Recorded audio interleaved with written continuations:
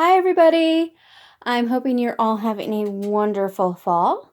I am going to do a little something different with this installment of the Winter Hood Winter Bonnet series. I'm going to do this one on video and see how it goes. This is the newest addition to my collection, and there's a specific piece on here as to why I wanted it. This one looks like it's in decent shape over on this side.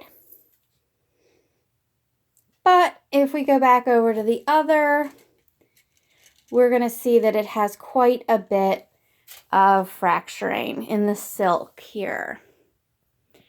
This is from a combination of dryness, heat, and maybe some other storage conditions. This was also stored flat, as you can see by this very damaged area here in the crown. But while we're back here, we're going to take a peek at why I wanted this piece. Here, if we look at the curtain or the bevelé, we see that it is rather long in comparison to the crown and brim, and it has a bit of a point at the bottom. Come back around.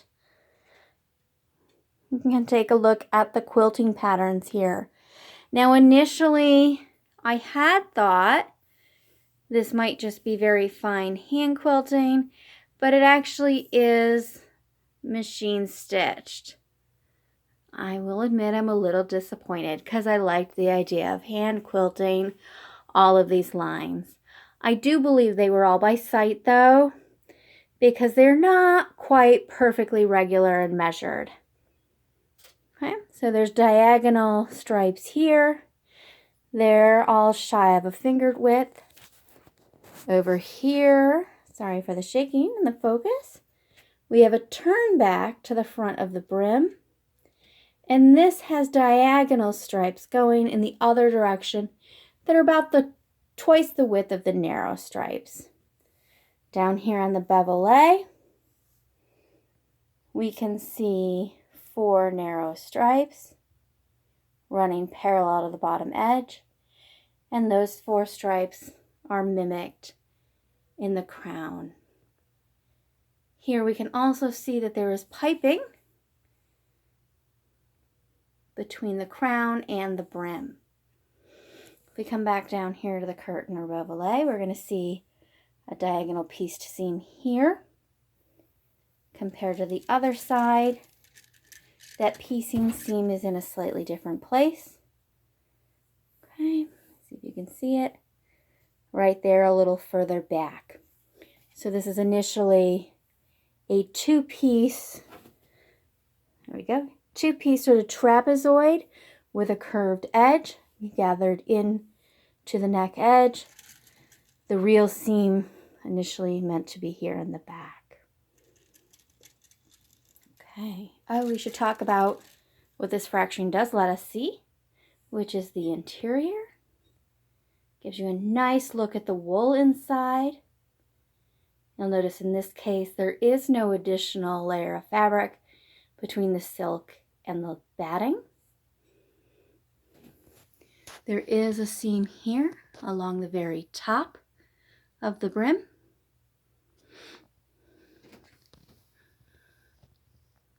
Okay. Now let's take a look inside. Here we can see the facing, which is also the black silk. I am not sure whether this very front edge where we can see this basting stitch, if that originally had another fiber, or if it was simply the facing that came all the way around. If that is the case, I would assume that it's just fractured away, but I don't see any additional fiber or even part of the facing towards the front. So I'm going to reserve opinion on that. Okay, back inside, sorry. We can see that there is a blue lining. This is a coarser weave fabric. I would think that it is cotton, but I'm going to go try to fiber test it to see if it's cotton or something else. The neck edge is bound in silk, while the edge connecting, the seam connecting the brim and the crown is raw. I do believe I see a gather in the back that may be a drawstring, which is common. Over here, we can see how the ribbon is attached. Okay, so it's got a little pleat into it and then a fold back. That is just shy of 2 inches. And you can see along the fray piece here, where it's completely broken, that the very edge of the ribbon is not a silk fiber. That may be cotton, that may be linen. Both did occur in some ribbons. And I'm totally forgetting, there's a term for that very fine edge of the ribbon that's similar to the selvage. I'm going to have to look that back up. I am so sorry. I can't remember what that is. It's over on the ribbon blog. All right. So let's just give you some close-up shots here. I'm sorry they keep coming in and out of focus. Usually I use my tablet, but honestly, this is a little easier to hold for videos. Okay, so let's just take another look further back. I do consider this an adult hood, but a small adult hood.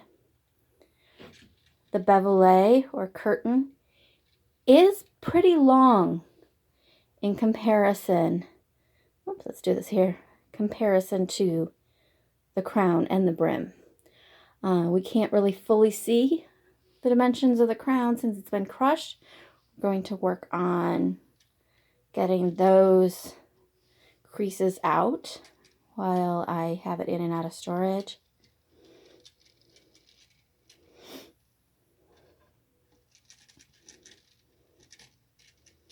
Okay. I hope you like the video version of this. And I'll get some other photos uploaded with it as well. Thank you.